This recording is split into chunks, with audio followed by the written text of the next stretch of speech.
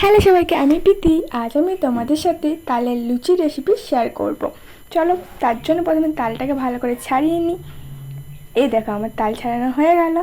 তারপর এটার থেকে রস বার করতে হবে। রস বার করার জন্য আমি এখানে আদা ঘষা হয় সেটার থেকে করছি। এটাতে বেশ সহজে রস বার করা যায়, খুব একটা কষ্ট হয় না। দেখো কি সুন্দর বেরোচ্ছে। আমি বেশ অনেকটাই রস বার করে নিয়েছি।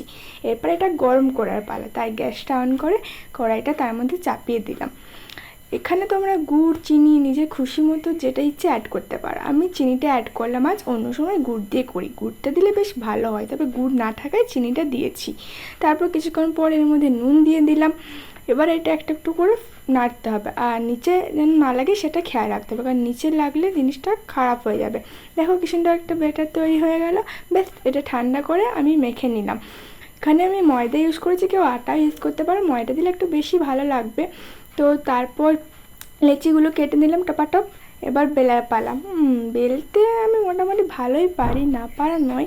এরকম কি সুন্দর গোল গোলই হয়েছে আজকে বেশ। তো আমি এখানে অনেকগুলো লুচি বেলে নিচ্ছি। এই তো লুচি বেলা আমার হয়ে গেছে। এবার এগুলোকে ছেঁকে নিই, তাই আমি গ্যাসের তেলটা আগে থেকে গরম করে রেখেছিলাম। এরপর এর মধ্যে টপাটপ লুচিগুলো ছাড়ার পর বাহ, বেশ ফুলকো ফুলকো লুচি হয়েছিল। এখনও আমার খেতে ইচ্ছে করছে। আসলে আমার তালের জিনিস খুব পছন্দ। তো বেশ, এই আমার লুচি হয়ে গেল। রেসিপিটা ভালো লাগলে তোমরাও বাড়িতে ট্রাই করো। তবে আজ আসি, টাটা।